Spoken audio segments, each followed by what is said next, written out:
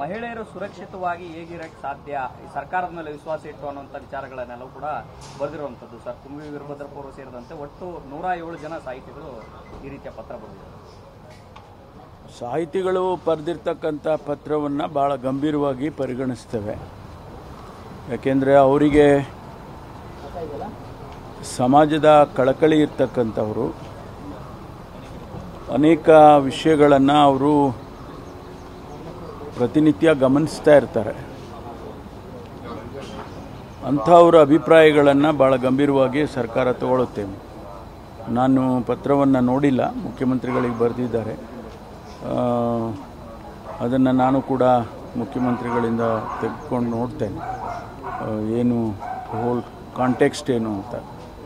ನಾವು ಈ ಪ್ರಕರಣವನ್ನೇ ಭಾಳ ಗಂಭೀರವಾಗಿ ಪರಿಗಣಿಸಿದ್ದೇವೆ. ಅದರಿಂದ ಅವರು ನಮಗೆ ಹೇಳಿರ್ತಕ್ಕಂಥದ್ದು ಇನ್ನೂ ಒಂದು ರೀತಿಯಲ್ಲಿ ಎಚ್ಚರಿಕೆಯನ್ನು ಕೊಟ್ಟಾಗುತ್ತೆ. ಹಾಗಾಗಿ ಅದನ್ನು ಭಾಳ ಗಂಭೀರವಾಗಿ ಪರಿಗಣಿಸ್ತೇವೆ. ಮತ್ತೊಂದು ಅಂಶ ಉಲ್ಲೇಖ ಮಾಡಿದ್ದಾರೆ ಸರ್, ರೇವಣ್ಣವರದನ್ನ ಹಳೆಯ ವಿಡಿಯೋ. ದಯಾನಂದ ಮೂರ್ತಿ ಅರಣ್ಯ ಕೃಷಿ ಮಾಡಿ 2 ಎಕರೆಯಲ್ಲಿ 50 ಲಕ್ಷ ಗಳಿಸಲಿದ್ದಾರೆ. ನೀವು ಕೂಡ ಅವರಿಂದ ಕಲಿಬೇಕಾ? ಅವ್ರ ಜೊತೆ ವಿಡಿಯೋ ಕಾಲ್ನಲ್ಲಿ ಮಾತಾಡಬೇಕಾ? ಈಗಲೇ ಫ್ರೀಡಮ್ ಆ್ಯಪ್ ಡೌನ್ಲೋಡ್ ಮಾಡಿ ಅಂತ ಒಪ್ಕೊಂಡಿದ್ದಾರೆ. ಸೊ ಅದಾಗ ಗೊತ್ತಿದ್ರು ಕೂಡ ಈ ರೀತಿಯ ಪ್ರಕರಣಗಳನ್ನು ಮುಂದುವರಿಸಿ ಬಿಟ್ಟಿರುವಂತದ್ದಕ್ಕಾಗಿ ಅವ್ರ ಕುಟುಂಬದ ಸದಸ್ಯರಿಗೆ ಇದೆಲ್ಲವೂ ಗೊತ್ತಿತ್ತು. ಅವರ ವಿರುದ್ಧವೂ ಕೂಡ ಕೇಸ್ ದಾಖಲಾಗಬೇಕು ಅಂತ ಒತ್ತಾಯ ಮಾಡಿದ್ದಾರೆ ಸರ್. ಅದೆಲ್ಲವನ್ನು ಕೂಡ SIT ಕ್ರಮ ತಗೊಳ್ಳುತ್ತೆ. ಯಾಕೆಂದರೆ ನಾವು ಯಾವುದನ್ನು ಕೂಡ ತನಿಖೆ ನಡೀತಾ ಇರುವಂಥ ಸಂದರ್ಭದಲ್ಲಿ ನಾವು ಯಾವ ವಿಚಾರಗಳನ್ನು ಕೂಡ ಹೇಳಕ್ಕೆ ಬರೋದಿಲ್ಲ. ಇದನ್ನೆಲ್ಲ SITನವರು ಗಮನಕ್ಕೆ ತಗೊಳ್ತಾರೆ ಅಂಥೇಳಿ ನಾನು ಅಂದ್ಕೊಳ್ತೇನೆ. ಯಾಕೆಂದರೆ ಇವೆಲ್ಲ ಅದಕ್ಕೆ ಲಿಂಕ್ ಆಗಿರ್ತಕ್ಕಂಥದ್ದು. ಮಹಿಳೆಯರು ಸುರಕ್ಷಿತವಾಗಿ ಹೇಗಿರಕ್ಕೆ ಸಾಧ್ಯ, ಸರ್ಕಾರದ ಮೇಲೆ ವಿಶ್ವಾಸ ಇಟ್ಟು ಅನ್ನುವಂಥ ವಿಚಾರಗಳನ್ನೆಲ್ಲವೂ ಕೂಡ ಬರೆದಿರುವಂಥದ್ದು ಸರ್. ಕುಂವಿ ವೀರಭದ್ರಪ್ಪ ಅವರು ಸೇರಿದಂತೆ ಒಟ್ಟು 107 ಜನ ಸಾಹಿತಿಗಳು ಈ ರೀತಿಯ ಪತ್ರ ಬರೆದಿದ್ದಾರೆ. ಸಾಹಿತಿಗಳು ಬರೆದಿರ್ತಕ್ಕಂಥ ಪತ್ರವನ್ನು ಭಾಳ ಗಂಭೀರವಾಗಿ ಪರಿಗಣಿಸ್ತೇವೆ. ಯಾಕೆಂದರೆ ಅವರಿಗೆ ಸಮಾಜದ ಕಳಕಳಿ ಇರ್ತಕ್ಕಂಥವರು, ಅನೇಕ ವಿಷಯಗಳನ್ನು ಅವರು ಪ್ರತಿನಿತ್ಯ ಗಮನಿಸ್ತಾ ಇರ್ತಾರೆ. ಅಂಥವ್ರ ಅಭಿಪ್ರಾಯಗಳನ್ನು ಭಾಳ ಗಂಭೀರವಾಗಿ ಸರ್ಕಾರ ತಗೊಳ್ಳುತ್ತೇವೆ.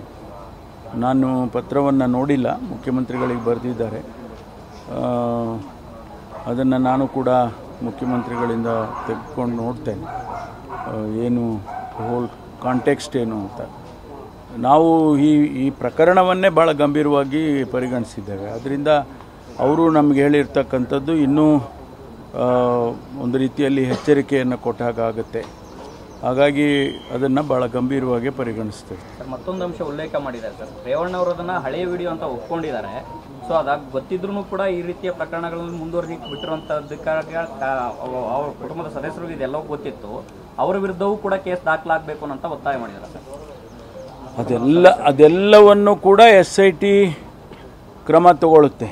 ಯಾಕೆಂದರೆ ನಾವು ಯಾವುದನ್ನು ಕೂಡ ತನಿಖೆ ನಡೀತಾ ಇರುವಂಥ ಸಂದರ್ಭದಲ್ಲಿ ನಾವು ಯಾವ ವಿಚಾರಗಳನ್ನು ಕೂಡ ಹೇಳಕ್ಕೆ ಬರೋದಿಲ್ಲ.